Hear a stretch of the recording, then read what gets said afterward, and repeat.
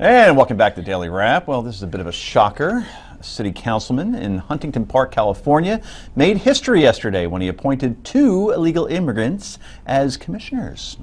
We're sending the wrong message. You can be illegal and you can come and work for a city. We need to make sure that, we bring everyone together to the table here in Huntington Park so we can make sure that we are sharing the same vision.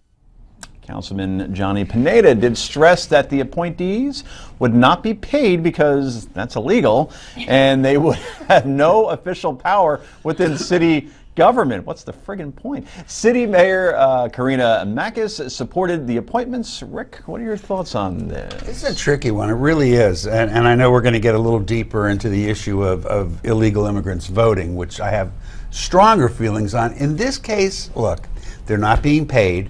Right. They are, I looked into these guys, they have been community leaders who have done good things trying to help people integrate and work their way towards becoming citizens. I think I'm okay with it. Okay, before you speak, okay, so yes, they've been appointed, but they're interns. Right. They're not getting paid. Right. So why give them the title? Well, because it raises their profile and it's a thank you for doing good in the community. Gracias, Heather. They're taking the internship from other people. And in fact, in the LA Times story, there's a former councilwoman who actually says there were more qualified applicants who did not get the jobs. Now you're talking about affirmative action for illegal immigrants. It is unacceptable. Because there's never that in Because the city council is the bastion of like giving people appointments that are purely qualified for appointments. These people are creating public policy, whether they're paid or not. They're helping frame public policy, taking over. But no, they should not. They should, because they are not here legally. And in fact, it's not fair to the other people who are here legally or who are trying to become legal. So you know what would solve that? If we had a comprehensive immigration reform. If it was easier to become a documented citizen. If people who were born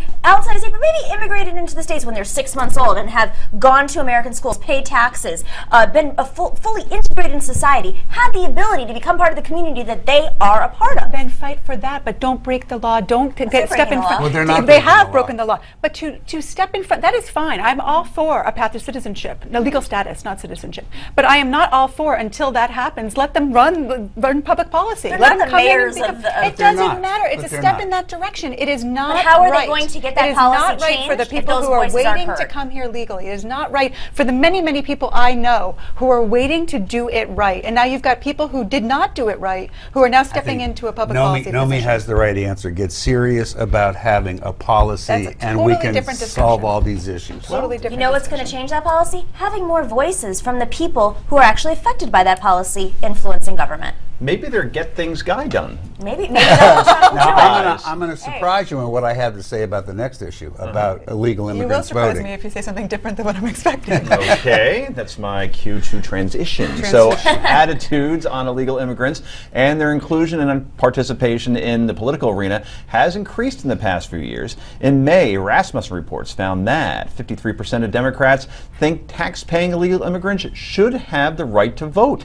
21% of Republicans and 30% of voters not affiliated with either major political party agree. Nomi, you're a card-carrying Democrat, and you also get triple carded at the clubs around Manhattan. This I've heard. They think I'm 15. Well, you look like you were born in 1996. I can see that. Oh my God, that's so sweet. Oh, well, sure, of course. Now you're single and you're 20. Look what I've done to you already during this show. All right, answer the question. Anyway, there's a question somewhere in here. I'm sorry, what was the question? See what happens. Do you think that this is the right thing to do? You know, I think this is already legal in many parts of the states right now, where people in local communities that are undocumented can vote in local elections. Federally, we have a constitution that protects undocumented citizens from voting federally. I don't think it hurts the community. I think that, again, they have a voice. If they're taxpayers, if they're affected by discrimination, if they're affected by education, there's just so many different issues, especially because the issue that we have right now is we do have quite a few people under the age of 40 who came in under 6 months old who were fully integrated.